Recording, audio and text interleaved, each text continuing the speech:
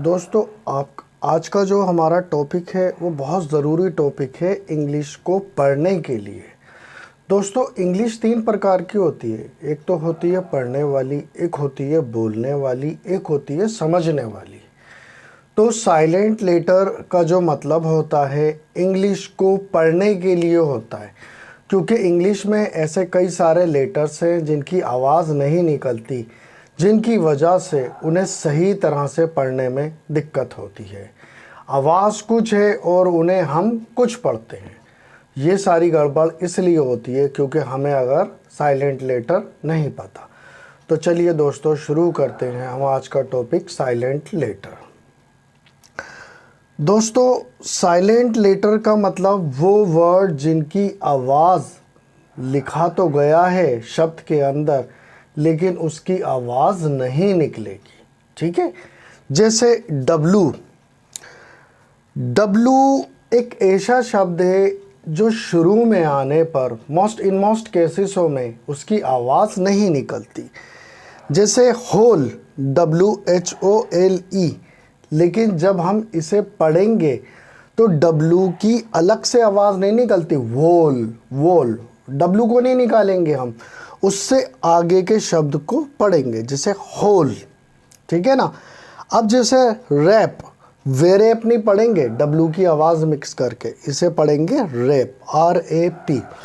ठीक उसी तरह से राइट, वे राइट नहीं पढ़ेंगे, इसको पढ़ेंगे RITE, राइट। ठीक है ना दोस्तों। ऐसे ही WH फैमिली के और WH सीरीज़ के बहुत सारे शब्द हैं जिनकी आवाज़ नहीं निकलती है। जैसे कुछ ऐसे शब्द वैन, तो यहाँ पर डब्लू की आवाज़ नहीं निकली। ठीक है दोस्तों। अब आ जाइए दूसरे शब्द पे, के।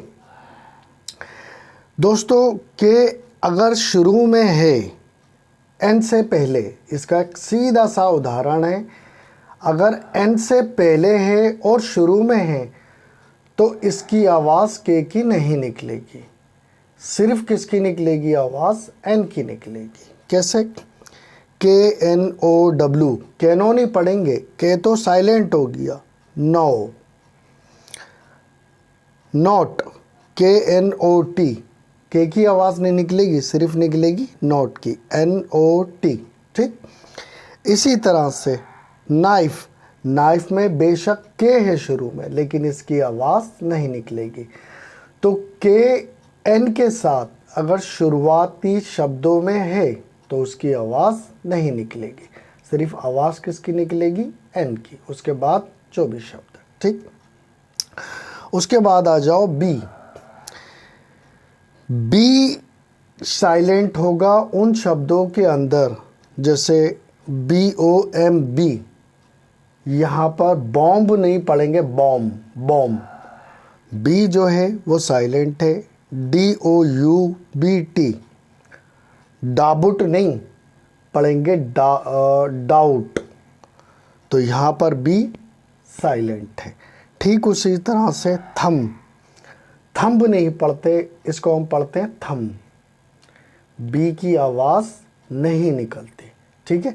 अब मैं आपको कुछ इनसे अलग बताता हूँ जो इनसे अलग होते हैं। दोस्तों साइलेंट लेटर समझना बहुत ज़रूरी होता है, क्योंकि साइलेंट लेटर जो हैं ये हमारे पढ़ने की क्रिया को बहुत ज़्यादा आसान कर देते हैं। जैसे हम लेते हैं GH।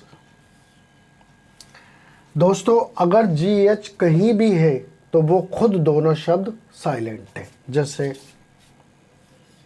FIGHT,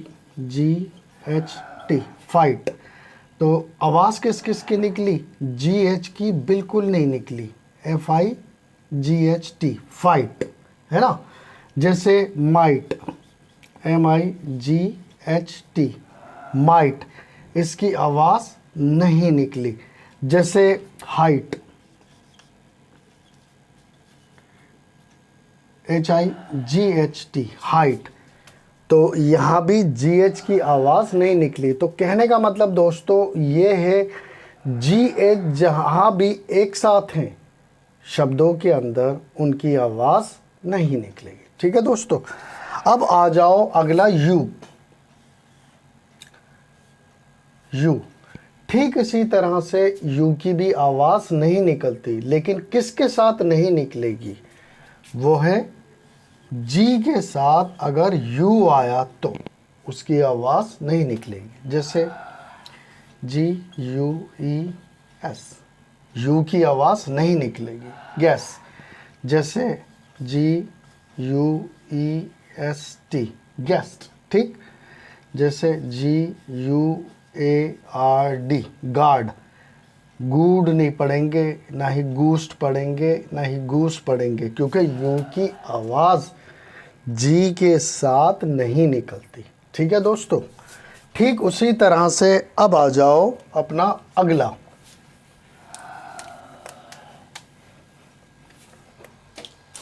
L.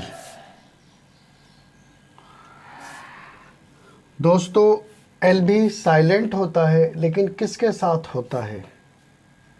L silent होता है अगर पहले ए है उसके बाद एल, तो एल साइलेंट है। जैसे टी ए एल के, अब इसमें ए है और एल है एक साथ, है ना, तो उस कंडीशन में एल साइलेंट है, एल की आवाज़ नहीं निकलेगी। तो हम पढ़ेंगे कैसे? टॉक।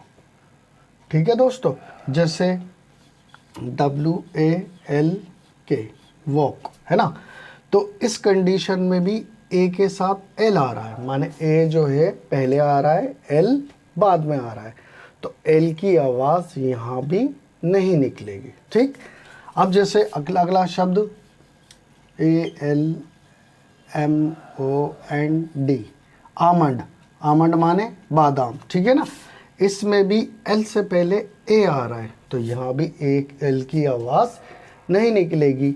तो कहने का मतलब वो तमाम शब्द जहाँ पर एल से पहले ए आ जाए तो एल की आवाज़ नहीं निकलती। ठीक है दोस्तों मैंने ये साइलेंट लेटर वीडियो 2 पार्टों में बनाई है। आज के पार्ट में मैंने आपको ये बेसिक समझाए हैं, इससे अगले जो सारे हैं उसे मैं आपको दूसरे पार्ट में समझाऊंगा।